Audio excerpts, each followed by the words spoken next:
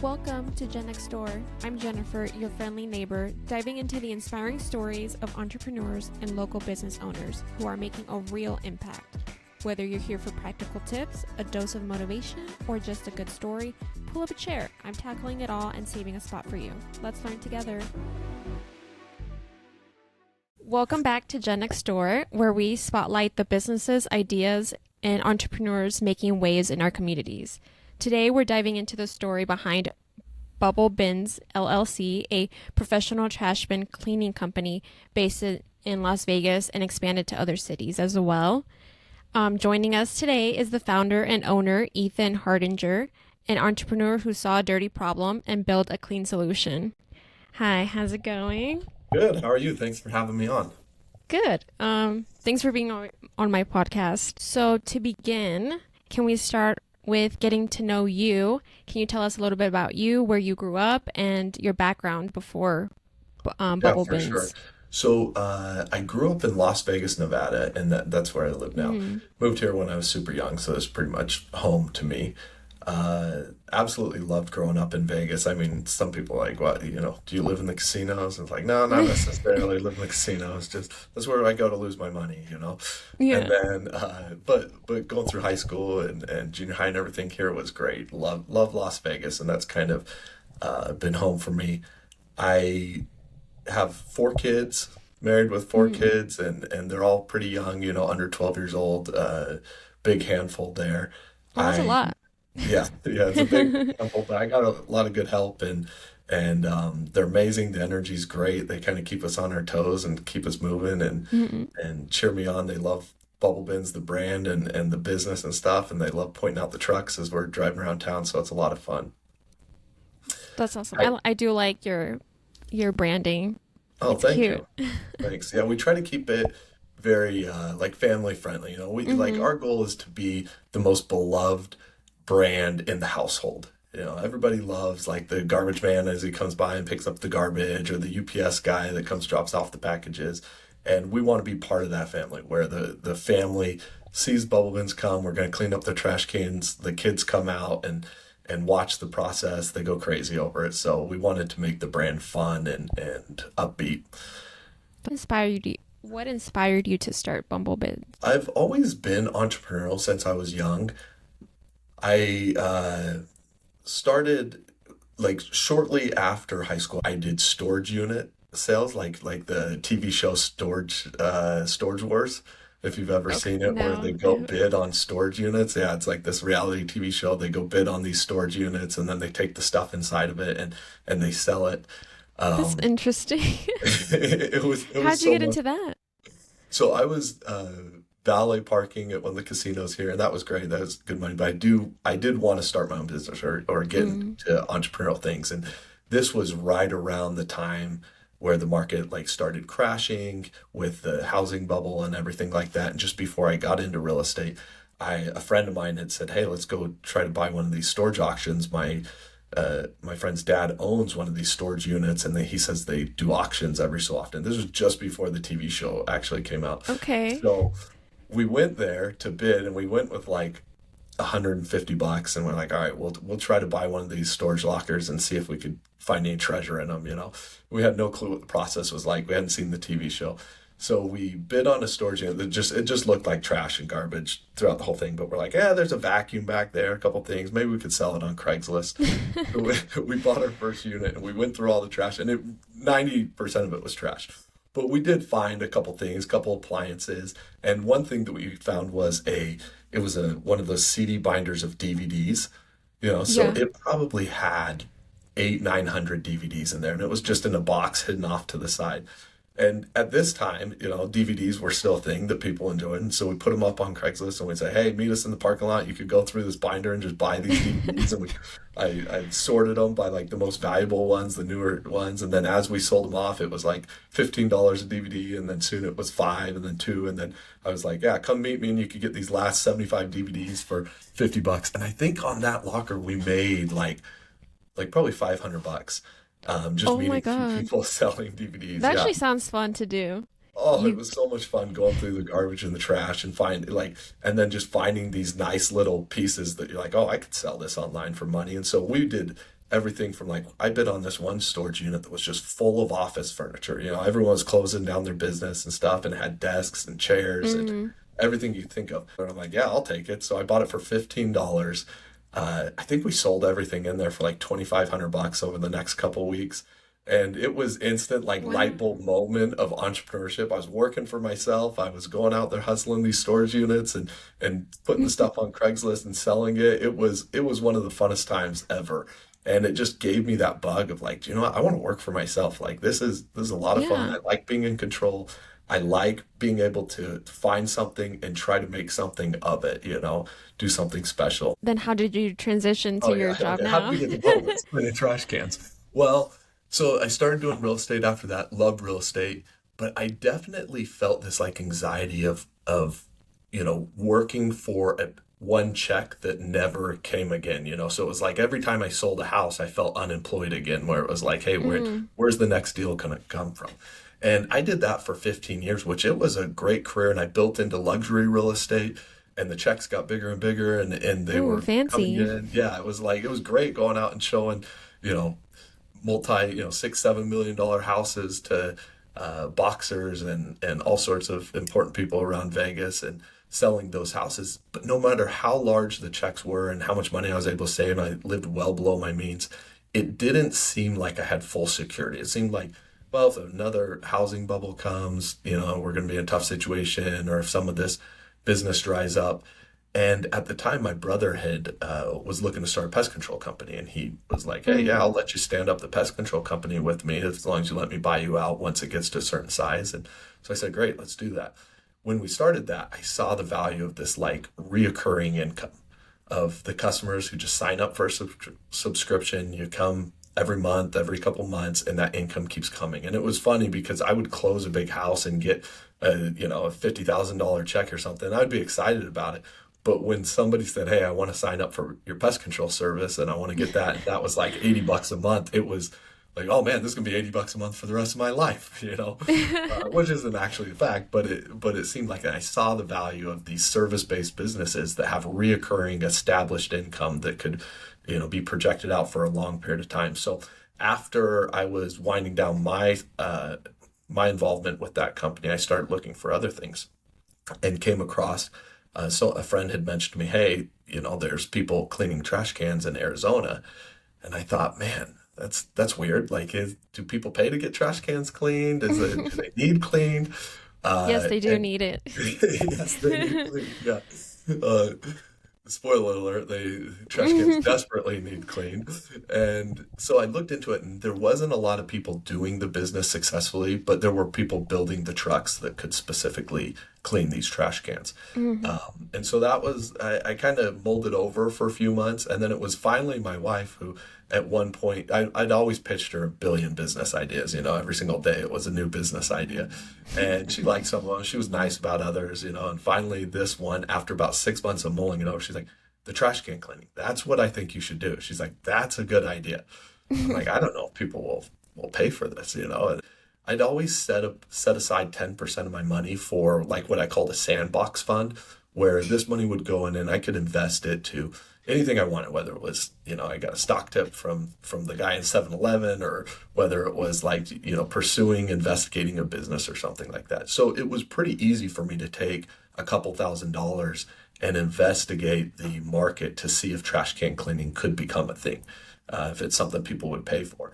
So I started small with, I built a website, I made some flyers, I ran some Facebook ads, I went out and put flyers on trash cans, and I just waited to see if people would call or people would come and sign up on the website.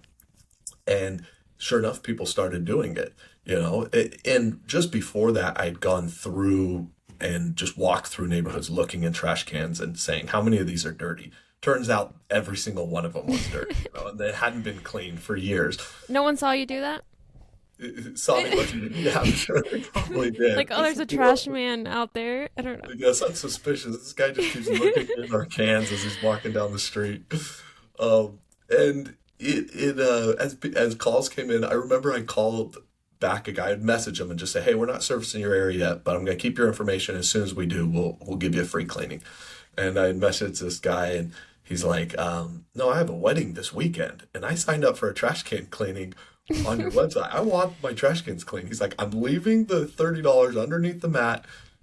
I need them cleaned by Saturday. Okay, you have to And go. You have to go. yeah, I'm like, oh, okay. So I said, all right, deal. I'll clean your trash cans. And this was before I decided to actually start the business. But I go to his house, I pick up the trash cans, I took them to the car wash, because there's a pressure washer there. And I'm like, all right, we'll see how hard this is to clean the trash cans. And it took me probably an hour to clean this guy's trash cans with the car wash. Mm. It was just the pressure washer wasn't powerful enough. I'm scrubbing, I'm in there. And in the end of it, I'm trying to decide, I'm like, well, it's definitely needed. It's definitely hard to get them perfectly clean, at home with a garden hose, or I need a much larger pressure washer than this car wash pressure washer. Hmm. I thought, but man, it took me an hour. Is anyone going to pay any more than 10, $20 to make it happen? So I took the cans back to his house, got cleaned, and hopefully his wedding went good. But that was one of those moments where I said, man, it's definitely needed and people probably want it. I've just got to figure out how to clean them a little quicker than an hour. Yeah. Uh, Yeah. That's so the, crazy story. yeah, it was fun. Uh, I appreciate that guy for standing up and being like, hey, you got to get my cans cleaned. I need them here by Friday. isn't that crazy? The process your whole life from one job to the next. And I'm sure you didn't expect to be doing this when you were a kid. Right. I know. It's that the funny story about that. The first guy who started working with me was a longtime friend that I said, hey, I'm going to need a driver and kind of a manager of this business right away because I was still doing real estate. And I told him, you want to get involved? And he's like, yeah, I'll come work for you.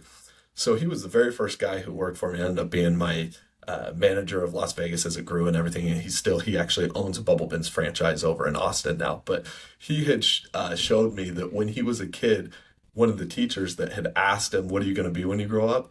He said, I'm going to clean trash cans. No way. It wasn't until like 3 years after we were up and operating that his mom found that and showed it to him. And so it was kind of like, you That's put out there in the crazy. universe, it happens. So watch out what you ask for. Oh my God, now I'm wondering, okay, what did I say? But it's always been for me, like I feel like the progression of, hey, what's next, and being brave enough to take on that next task. Most of the time before I burned the boats on the last task, and so it was like whether it was taking on the storage units while I was still doing valet parking, and then taking on real estate while I was still doing valet parking, and then waiting. And honestly, in my life, I might have waited too long to burn the boats and leave the previous thing that I was working on. But I've always, been looking for the next thing and a little bit of that like ADD where I'm like, hey, what's exciting? What's the shiny thing? And so I find myself a lot of times pumping the brakes and saying, hey, just stick with this for a little while, let it mature, and then move on. No, I like that. Okay, so you cleaned that guy's trash bins, and Yep. then how did you continue doing that? And then So from what from was your there, first like truck?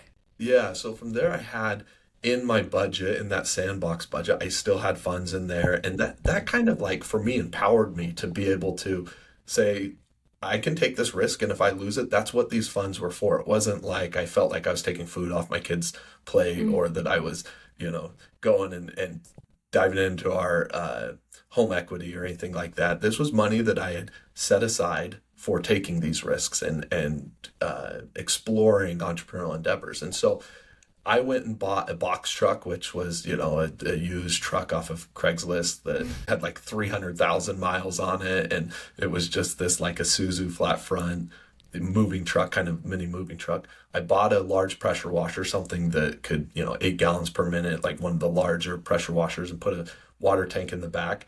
And then I got a little box that had a spray head inside of it. And so like we clean the trash cans with these 360 spinning high pressure spray heads Hmm. that just go inside and blast hot water all throughout them. Uh, and I got one of those boxes, and we would just, once we got customers that signed up, we would show up in front of their house, we'd put down that box, we'd flip the cans on it, clean them right there on the spot, scoop up any of the trash and take off. And I knew that wasn't going to be a sustainable model for hundreds and thousands of customers, but I Mm-hmm. figured this could get us to our first 100 customers to see if it works and learn what the process was.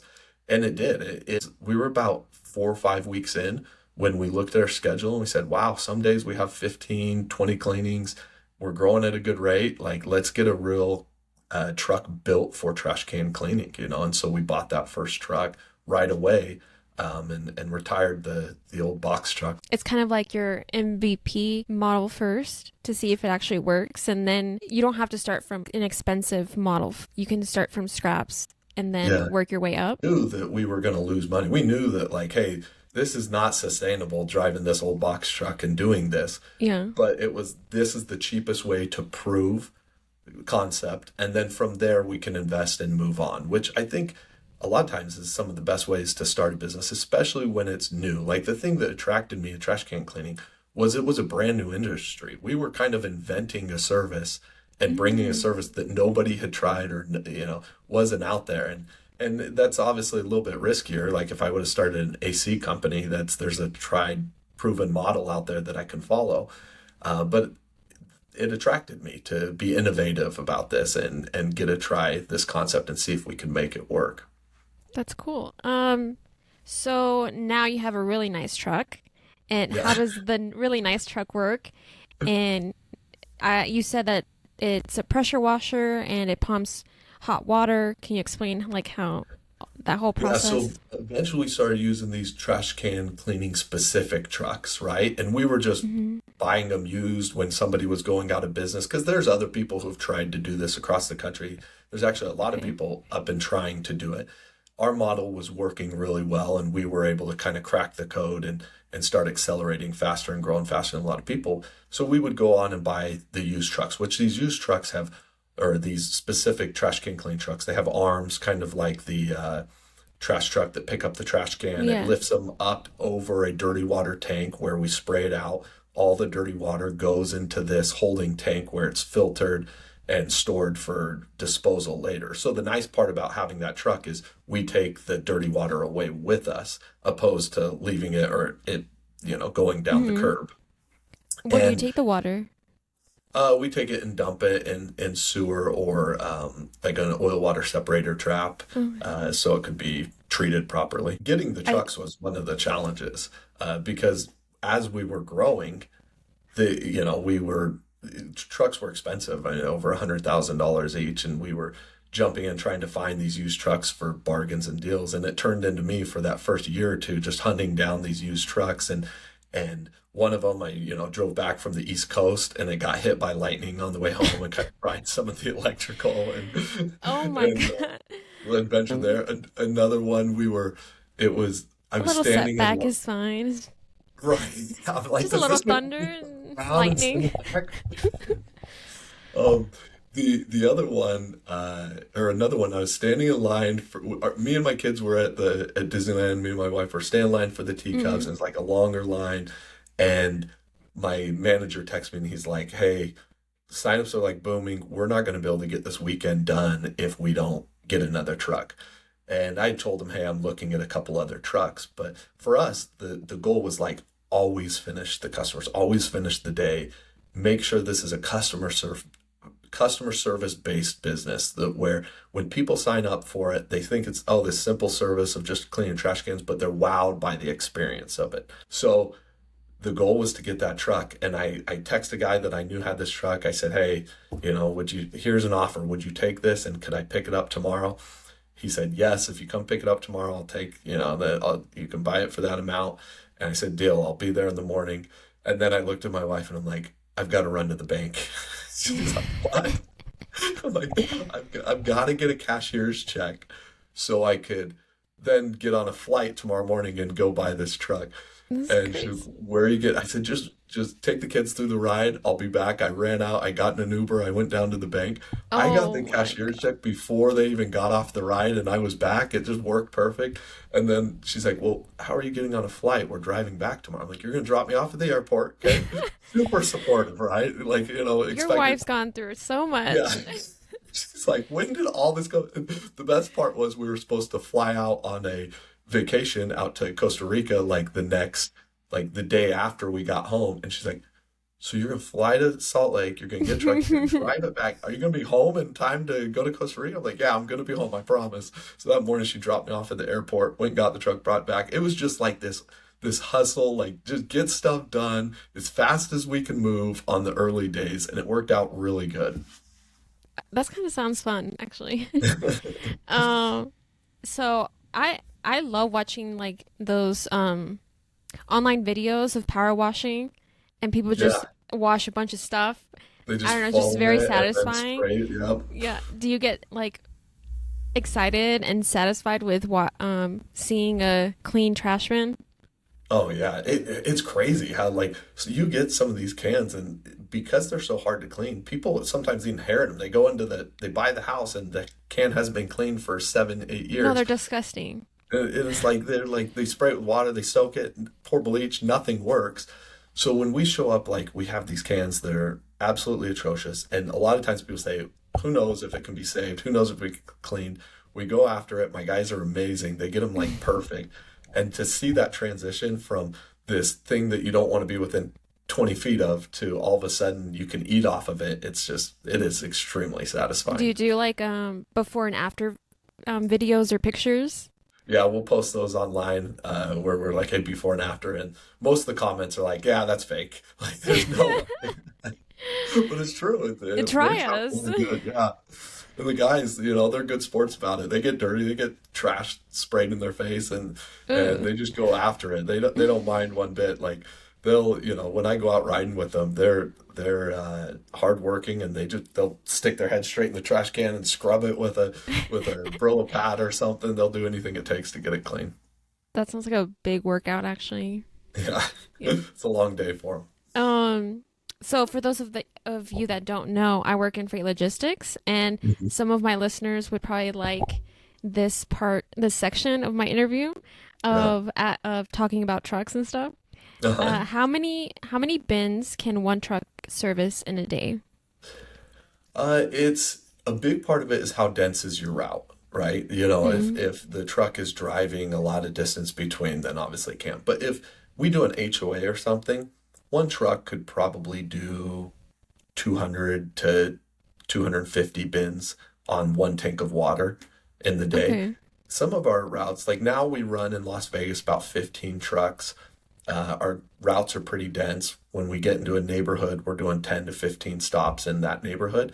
And some of our drivers they do about 100 stops or 200 bins in the day before the day's over and they get back. But running out of water is one thing because we only carry about 550 gallons of water. Okay. Is there like any specific licenses, permits, requirements that you need for having your trucks out in the streets? Not necessarily. Most of our trucks, you don't need a CDL to drive them. They're light enough. We Mm-hmm. actually started building our own trucks at one point because I just didn't like some of the designs. I wanted to change them to be more optimal for trash can cleaning and have a higher volume and speed. So we started designing and now we build all of our own trucks and we offer them to the franchisees, that sort of thing. And as we got building them, we were able to optimize for that speed and to make sure that the trucks could suit our needs. Okay. How do you build trucks? We kind of took and designed the concept, and that was one of Yeah. those shiny moments, where it's like, oh, the shiny thing, let me start building these trucks. It didn't make sense financially really to open a fab shop, but we did. We opened a fabrication shop, and I have a great welder who will go in and he builds out the frame, the box. So we just get a chassis from, Isuzu or Chevrolet, and then we put the pressure washer and the arms and the holding tanks and everything on it, and build it out That to. sounds like a whole other business that you've got going Yeah, it on. pretty much is. Yeah.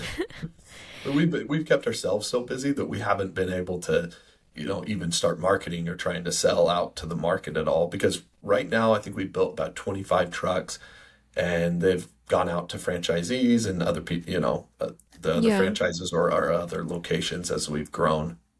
Wow. Um, okay, a driver specifically. How do you choose drivers? Like, how's that whole process? How do you ensure safety and professionalism on the job? Yeah, when we look for drivers, we're looking for people who like fast-paced work. There's obviously some like my dream job would be a security guard where I just get to hang out there and look for trouble, Yeah, and be in my own head and read books and stuff. But there's some people who like to just move quick, who are always moving, and their day goes by faster that that's way. me. We've all been in that situation where you get going, you're like, man, the day's already over. Those are the people that we're looking for, is the people who like to just be quick, get things done. A lot of our drivers enjoy this operating the machinery, driving around. Is mostly where there's not a whole lot of customer service or customer interaction other than the kids coming out waving, and drivers will let them push the buttons on the thing, lift the Hmm. cans up, that sort of thing, give them some stickers. So it's really rewarding when you show up and you're like the most loved service guy there. They're so excited for you to be there. Uh, and so our drivers, once they get a taste of it, if they like the fast pace, almost anyone can learn how to do it. And then was there any learning curves when it came to equipment? I'm sure there has been. Yeah, definitely. The testing, like building our first versions of the trucks, how long does the truck need to be? What type of reels should we use? Mm. We've gone in and tweaked every part of it, even to where we store the hand cans for speed of just grabbing. As you can imagine, like when I looked at this business, I was like, all right, how much would someone pay? They're not going to pay us $100 a month to come clean trash cans, but what will they pay? The average price across locations is probably like $22, $23 a service, whether it's every month or every 6 weeks. Hmm. And at that point, we need to be fast. We need to get there to the house. And when you're doing 100 stops, if you waste a minute at each stop, that's 100 minutes throughout your day that you wasted. So my goal was make it as streamlined as possible. And so we started tweaking things, where the reel's at, where the hand cans are at. We have a control panel where you start up the pressure washer right there so you don't have to lift another door and go over here. That Hmm. also led to building software, because I quickly realized that there wasn't an out of the box version of this software, or of like a service software that could do high volume, have automated signups. Our vision was to take a Netflix style experience where you just go Hmm. online, you punch in your information, you order it, and it gets done. There wasn't a whole lot of home subscription services where they show up at your house that have that customer experience. You call a pest control guy, they're going to say, oh, we'll come do a pest inspection, we'll talk to you, we'll set you up on a contract, and then we'll start servicing your house. I wanted it where they just went online, they signed up, there's no contracts. I They, love this. This yeah, is they great for just, millennials and Gen Z that don't like to be on the phone. yeah, exactly. It's just they sign up, they get an email, we get the order, we put it on our schedule, we come after the trash truck on trash day, we get it Hmm. done, and then they get billed automatically, and it's just Never they have to set it see and forget it. anybody. Yeah, exactly. And that's so that was a vision, but we had to build software to do that. So in like 2019, that was a big choice for me, because the business had gotten to the point where it was growing, but I knew stepping in and building custom software was going to end up being really expensive. And I had to decide, like, hey, how big am I making this? Am I going to make this just a Las Vegas based company? Or am I going to try to make this a national thing where I can then offer this same program, the branding, as a franchise model? And after looking into it, I thought, let's do it. Let's build this software. Let's get something custom that works really well for us. And we dove into it. And so I spent a full year on calls at 2 a.m. with India and developers trying to figure out exactly how to build this software that we need. I had no software experience, nothing like that. And I kind of just started That drawing seems it like a out. third business. Yes. That's another shiny thing that we chased after. I mean, I did have a question about all of that. Yeah. Because I was gonna ask like what systems and tools do you use? But then now my other question is how did you create like a whole software thing? Yeah. It was, I had good friends that kind of had done similar stuff that helped guide me through it. Like, hey, find a company, develop it, draw it out, gave me great advice. And it was just one step at a time learning it. I mean, the first thing I get on the call with the company that I hired from India, and we're all talking, and the accent's so thick that I'm like trying to hyper focus and see if I Yeah. can understand what they're saying.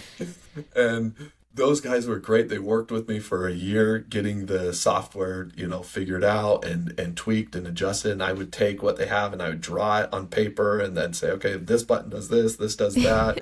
And slowly I just kind of learned the lingo and learned how it works. It took a year for the software for us to launch it. But when we launched it, we saw a huge uptick in efficiency and we were able to track things. We built everything from like an iPad application in the truck for the drivers. So they get on the iPad where it's perfectly streamlined, where when they hit this button, it automatically takes them to the navigation and they're navigating the spot. When they get there and they go back to the app, it automatically tells them, here's a button for on site. It prompts every part of it because, Oh, again, if they're spending wow. a minute on the application, that's 100 minutes throughout the day, opposed to 15 seconds on the application. It saves us tons of time. And so, Oh, we need these, that in freight logistics. We need, yeah, that for our trucks. yeah, just get it as streamlined as possible. And it was nice because now with custom built software, I can add in other custom features that help us with this efficiency. Things like we track all the guys' efficiency on reservices and their reviews from the customer and their how fast they are, how long they're on site, how many unserviceable visits they have.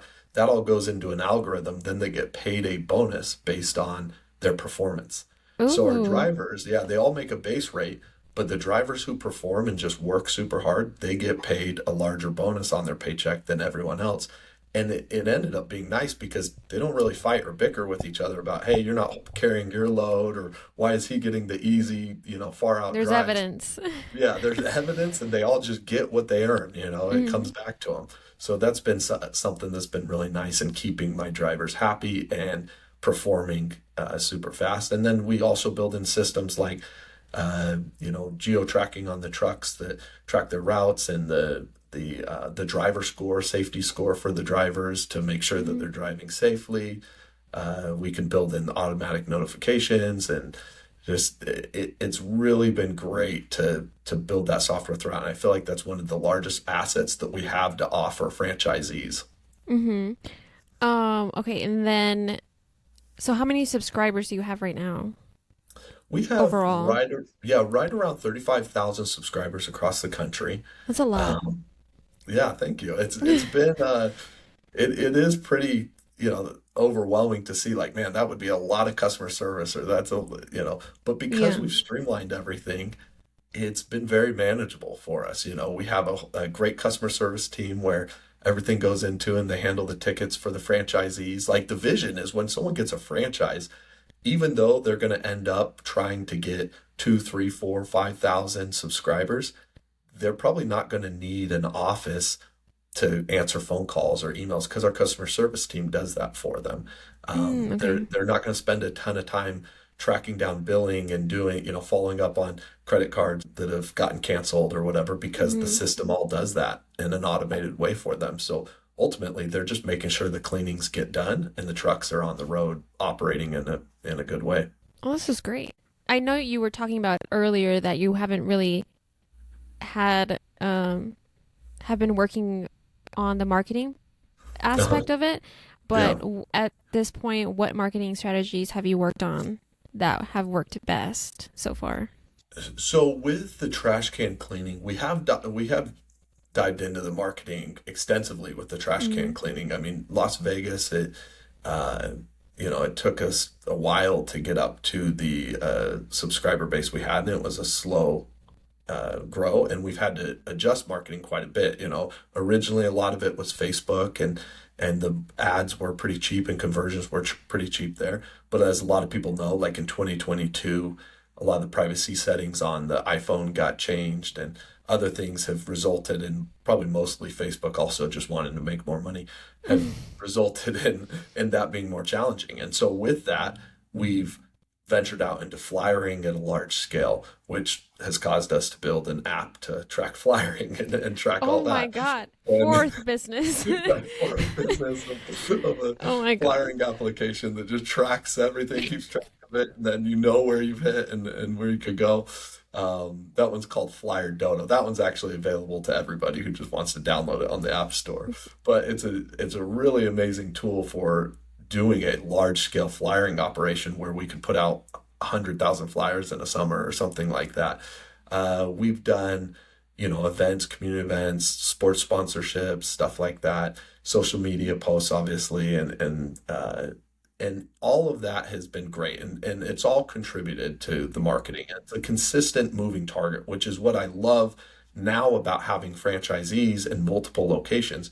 We can, as they want to experiment with something, we help support them. They go out, they try this promotional event or this different type of, like in one situation, we did a fundraiser for somebody with an illness, who was trying to do this fundraiser to help pay for medical bills and living costs and stuff like that.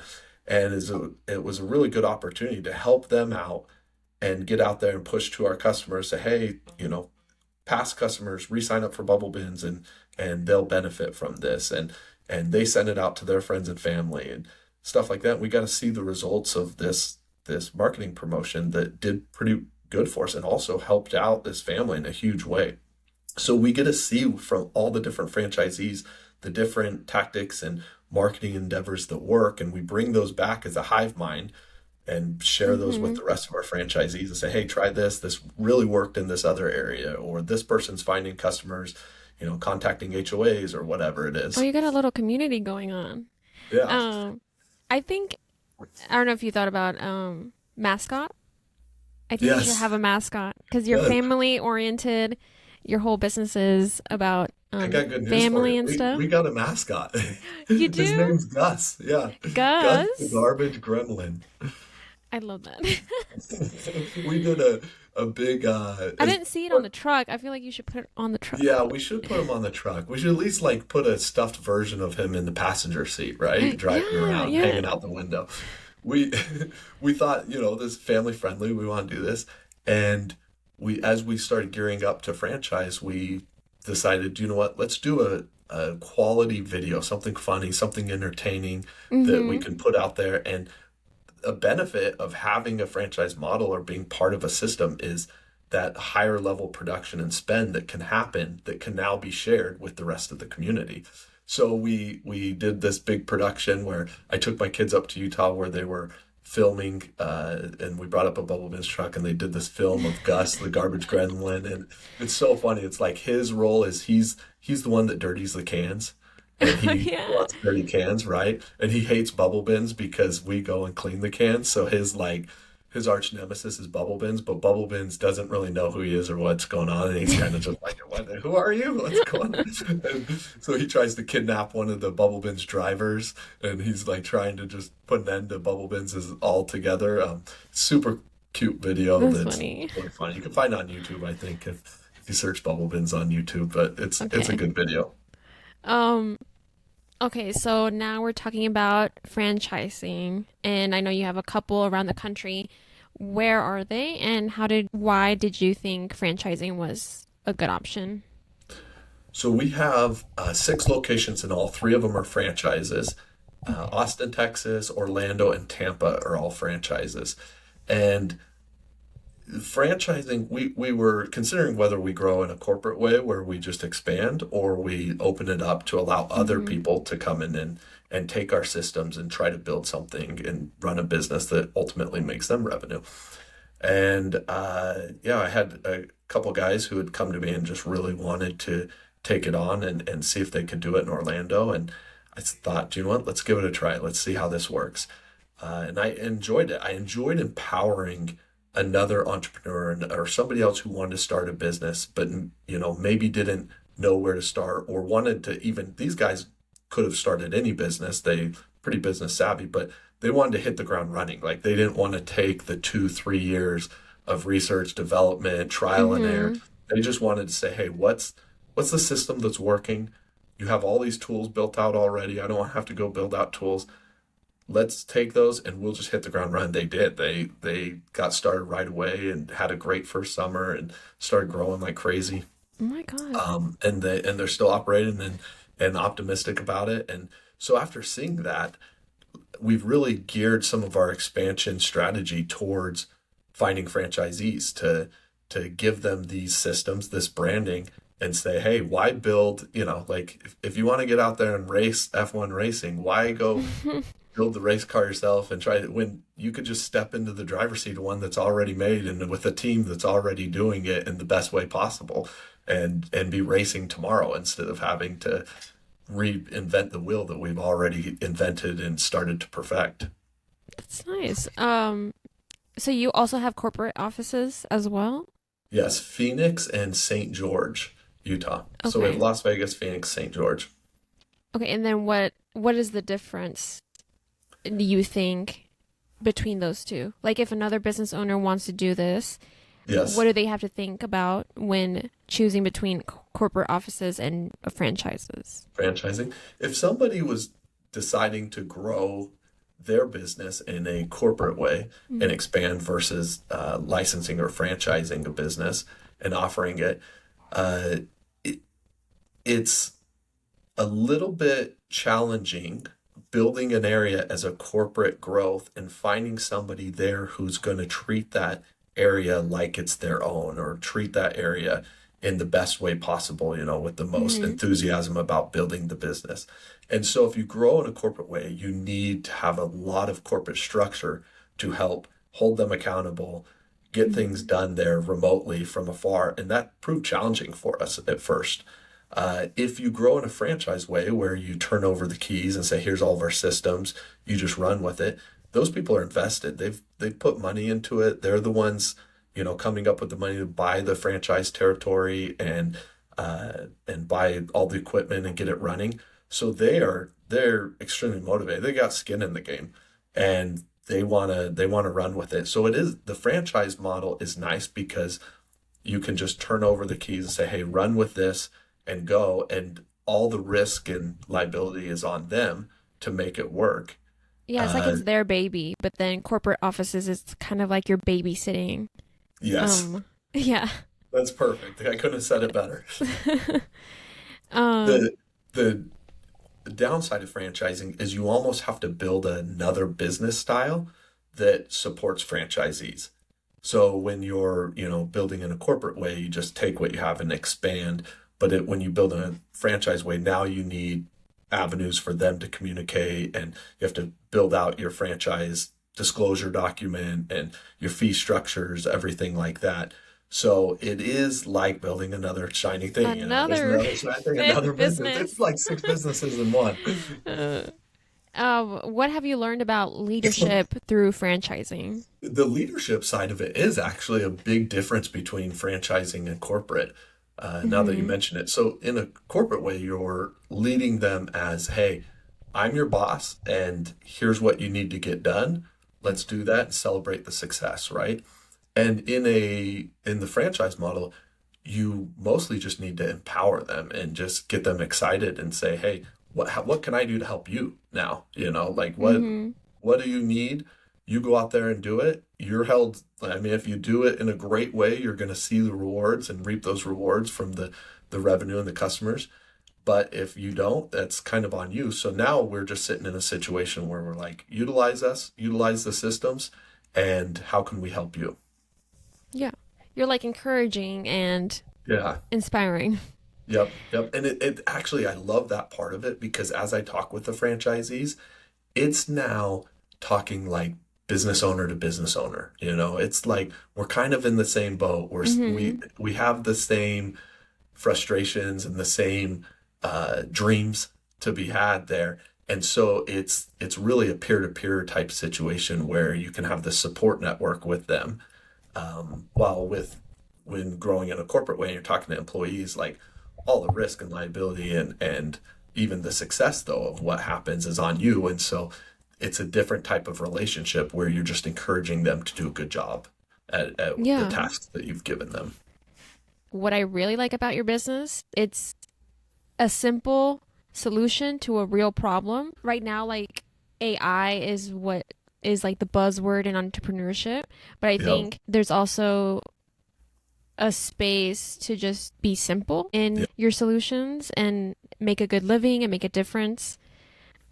What advice would you give someone that wants to start a service based business? Service-based business.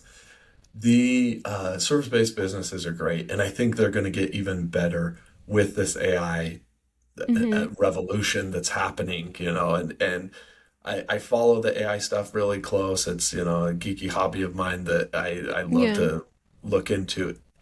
It is People are it is like terrifying, scared that they're going to lose their jobs and and they everything are. because of AI, but you're using AI to benefit you Yes. and do something different.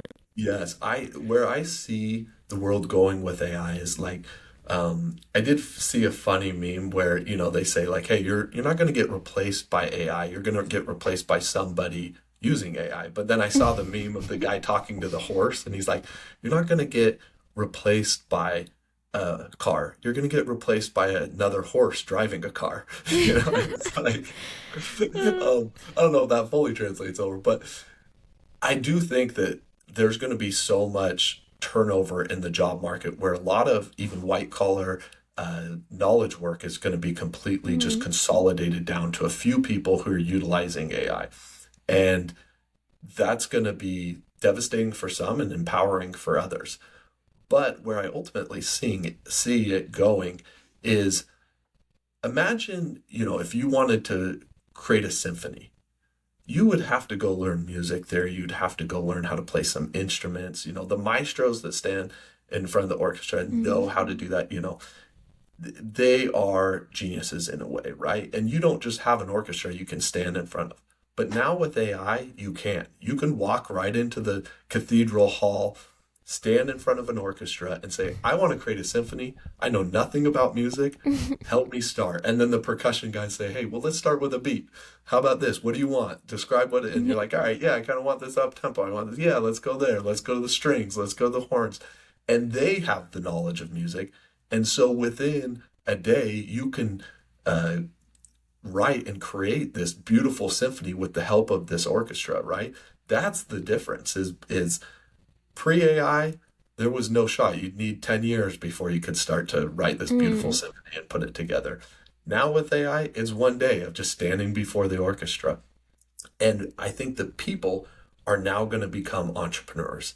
I think that we're going to transition from a lot of people working in these large organizations to a lot of people just building on their own and creating things on their own with AI, which is, I think, going to be a beautiful world because it'll be supported by your own community. And, when you could ride any bike instead of buying a Huffy from the store because it's a huge, corporation, you're going to buy Jen's bike because she created it, and she's only going to sell, 2,000 bikes to the community, but everyone in, Las Vegas is going to be driving Jen's bike because they like her and know her, and she designed it and it was pretty cool and had it made. I could see that's where it's going. Now, the service industry part of that you were talking about is, I think the service industry actually is very protected from AI in a way that robots, a lot of that stuff is not gonna that's gonna take a little while to roll out because that's Hmm. hardware, and because there's so many use cases in the industrial world that's gonna gobble up those robots and gobble up all that technology before it comes into the household, that we have, 10, 15 years before all of a sudden the pest control is done by your Tesla Yeah. robot. Bubble bins and trash can cleaning, like, I can see this franchise opportunity for people being that escape from, or that insurance policy from what they do on the side, whether they're an accountant, a lawyer, Mm. um, even if they have a regular, service job that might not be replaced right away, like electricians, plumbers, all those, it's going to be a while before that gets replaced. And even if the robot could clean the trash can, like we said, the hose, everything, it just doesn't get it done good. And then you don't want him coming in with like the banana peel and his diaper on his shoulder, like coming to the house. So when it's cheap, when it's $22, you just order the service, and then, we show up and do it. And so when I started Bubble Bins while I was doing real estate, I wasn't intending for it to replace real estate. I was intending Hmm. for it to be this like side hustle on the side that was able to bring me a little bit of money every month and a little bit of security, because I did see where, hey, these checks, they come, they go. Once they're done, real estate was like hunting. It was like going out in Hmm. the woods and like you track down, you get your big game, you bring it home and you have a feast, but you got to go back out and hunt to find another source of I couldn't do income, it. revenue. I like Yeah. a little bit of stability. Yeah. So I wanted that stability, and Bubble Bins was supposed to be like this like chicken that just came along with me and just laid an egg every once in a while. I just enjoyed the eggs. It ended up turning into, an ostrich that I got on and can ride, and it's a whole thing now. But I think a lot of people, as AI starts to take over the jobs and the job market and stuff, are going to want their side hustle, the thing that they can start that can be reliable, Hmm. reoccurring income. We're actually offering like micro franchises to all areas now, because in the past we've always thought, hey, the hot areas, big cities where you could get really dense is good. But when we started St. George, which is a smaller town, 200,000 people, we thought, man, how great is it if we could take and empower somebody to start this, and after they get done working at 3 p.m., they jump in, they grab the trailer, go out, they clean a few trash cans, make a little extra money, and have this stable, reoccurring income for them that they can rely on. Even if AI takes their job, they can turn and focus on this. Okay, and what is franchising? Like, what's the Uh, difference? I don't know if it's a term I made up or Oh, not, okay. but What maybe do I'll you coin think it it's is? my coin. Yeah.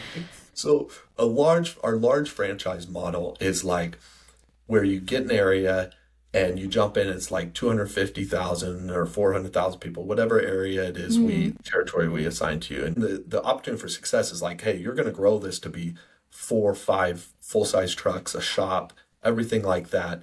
And that's the goal for this area. That one is $40,000 to purchase the territory and get into, and then you got to buy a truck. And Hmm. so it's a lot more capital to get started, right? But the goal is you're going to try to grow this to be two, three, 5,000 customers.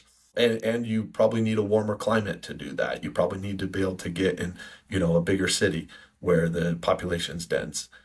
But the micro franchise opportunity is like, hey, if you live in a St. George, Utah, or even a colder climate, you don't need the dense, large customer base to turn a profit, because you can save a lot of costs by having a trailer that you park at your house, running it yourself, instead of planning to take on employees, that sort of thing. So it's a Oh, little lower okay. barrier to entry that's offered to what you would say is not optimal market territories, smaller towns, colder climates, whether it's Boise, Denver, stuff up in Washington, Yeah. wherever it is, you can say, hey, I'm gonna buy this smaller territory. It's a $15,000 territory fee. Then we build trailers that they can buy a trailer that's a lot more affordable than, I think our trailers are like right around $40,000, while the trucks are right around like 145 or $150,000. So the initial investment's less. One of the the results of this recurring income is you need to build up your subscriber base. And Mhm. so, unlike, let's say you start a Subway and the doors open and you market a ton and everyone comes in, now you're profitable month two because just everyone wants sandwiches, right? This is recurring. You're building a layer of income. Every month you're adding new subscribers, whether you're getting out there and adding 50 to 100 subscribers a month, and you're just trying to, you know, but once you have 50 subscribers, you're not profitable. You need to add the next 50 and then the next 50 and then the next 50. And it's not until, it could take you, depends on how much money you put to marketing and how hard you work out there. It could take you anywhere from 6 months to a year and a half to get to the point where now customers that you add are like almost a huge percent profit. You can Okay. imagine, the first customer in the neighborhood you don't make anything on, but by the time you got 5, 6 customers in that neighborhood, you're in and out of there quick, and it was a very profitable neighborhood for you to do. So it's a downfall that it takes a while to build up this reoccurring income. But the strength in it is that you have this reliable income. You know what next month looks like, the schedule looks like. You're not waiting for people to walk in your door. They're already there. You just have to go service them. You thought of everything. I Good. I feel like at times when we dive into all this, I'm like, maybe we overdid some of this, or maybe we Uh, haven't thought about enough. And it's you try to make it as easy as possible to have people excited about your business and included in franchises and stuff. So I Yeah, really like that. yeah. When people come to us, they're looking for something. They're excited about getting something started. I mean, it's exciting. Like when you started this podcast, obviously that was exciting. Like, Nerve-wracking but exciting. Yeah. yeah, probably a little scared to get behind the Yeah. camera and see if people will listen and do that. But it turns out once you start releasing those first episodes, it's this like great feeling of, Mhm. wow, I'm doing this thing. And so when people come to us for a franchise, like they're looking for that. They're looking to get excited about something and push something. The problem a lot of times is if someone goes and starts a business, they start to run into uh, speed bumps in the road or problems. And that becomes very daunting for them. And a lot of times, business owners, you hear about, like 80% of businesses fail within the first Mhm. year or whatever. It's just because they didn't know what they were going to get into and they didn't know how to navigate through those challenges. The great thing about a franchise model about us doing it is, hey, we've done this. Here's the next step. Here's what you have to do next. And so keeping them excited Mhm. is a little easier through this franchise model. And when they could come to us and say, man, I'm having this problem. We're like, oh, we've had that before over in this location. This is what you should do. Yeah, they Change have this. the support behind them. Yep. Yep. And they could see the vision because they could come to Las Vegas and see, you know, 25,000 subscribers and 15 trucks, and they can see what the vision is Mhm. and how it operates at that point and say, okay, I've got a clear goal, and let's keep the road straight to that goal and just, conquer anything that gets in the way. Cool. Um, okay, so have a couple last questions here. Yep. Super random. What do you read or watch to stay informed or for fun? Read or watch to stay informed. I listen to a lot of podcasts. I listen Mine to included. yours included. Yes, I love podcasts. Like I've been just hours and hours since, the iPhone pretty much first came out. Uh, I watch a lot of YouTube podcasts pretty much that are talking about business, like My First Million or the All In podcast, or I love How I Built This, is Yeah, another that's what great made one. me get started on this. Really? That's the Yeah. inspiration? Oh, it's Yeah. so amazing.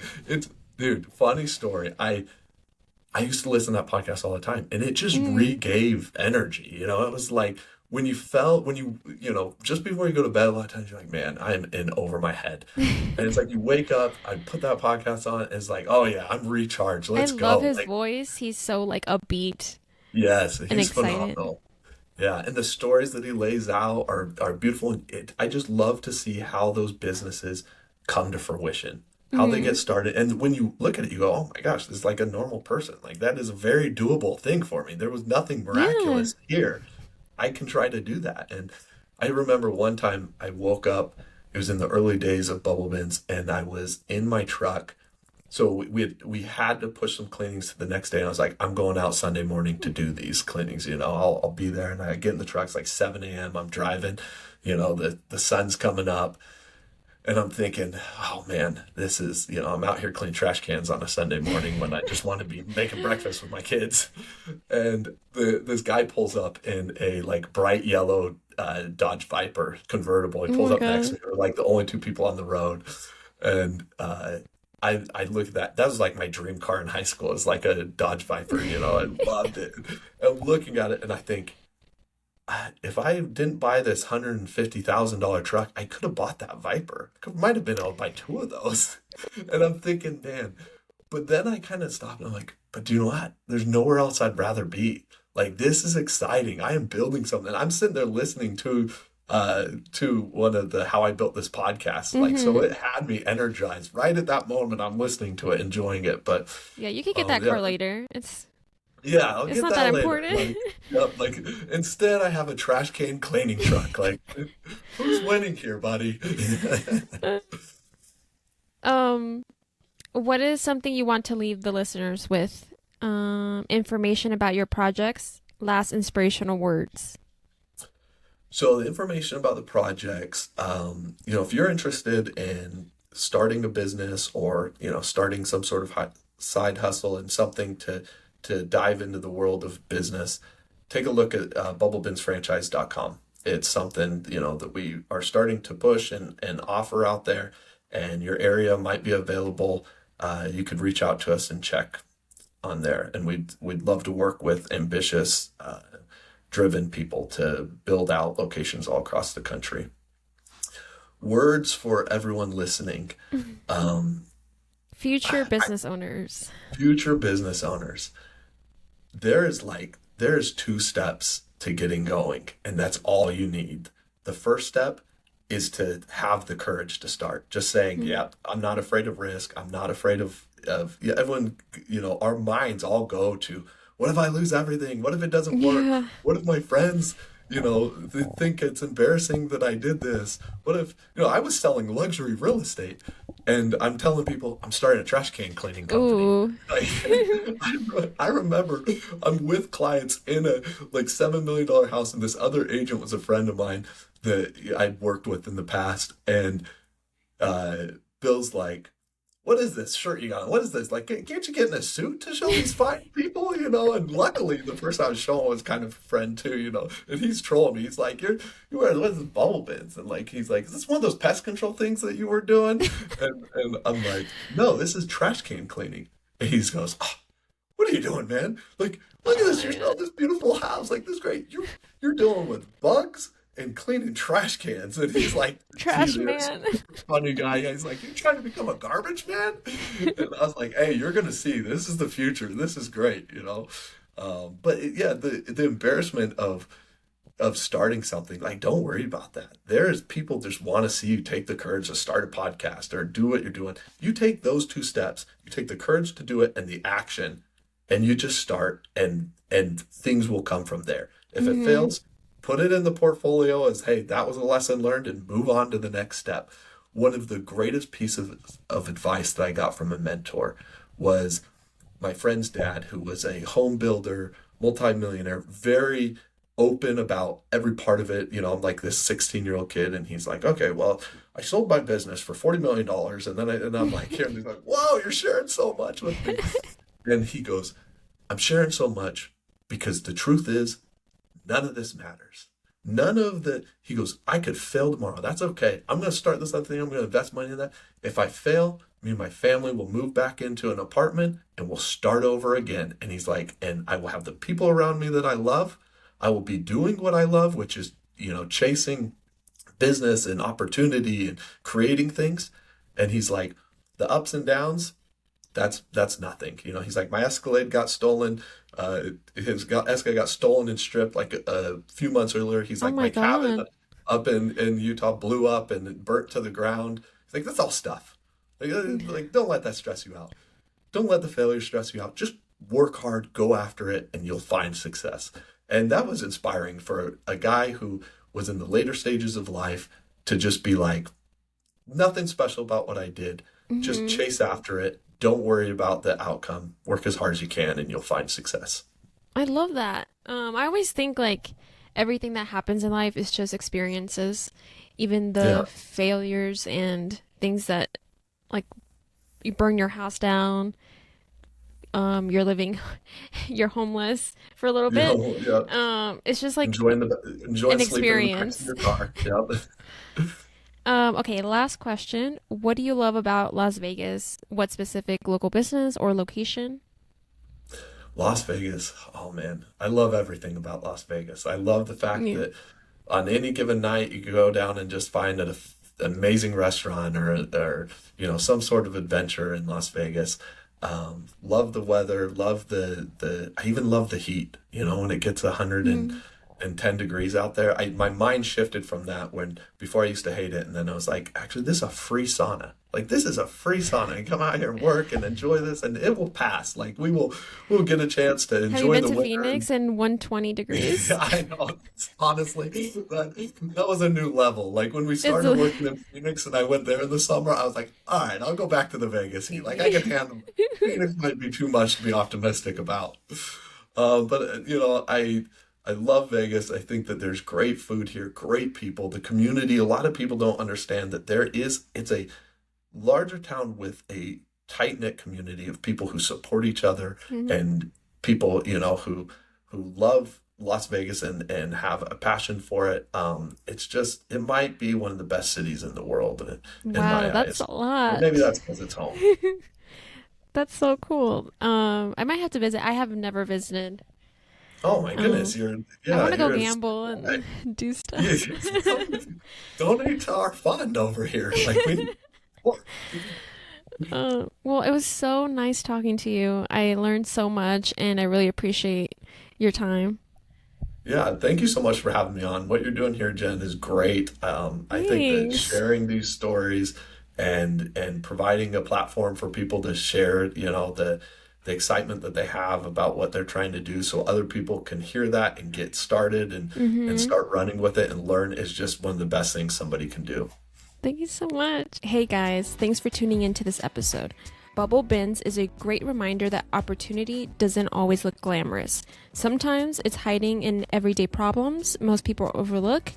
Ethan Hardinger saw something most of us ignore: dirty trash bins, and turned it into a scalable, system driven business with real impact. If you enjoyed the episode, be sure to subscribe and share it with someone who might need a little inspiration to think outside the box. Don't ignore the opportunities others overlook. That's where the magic happens. See you next time.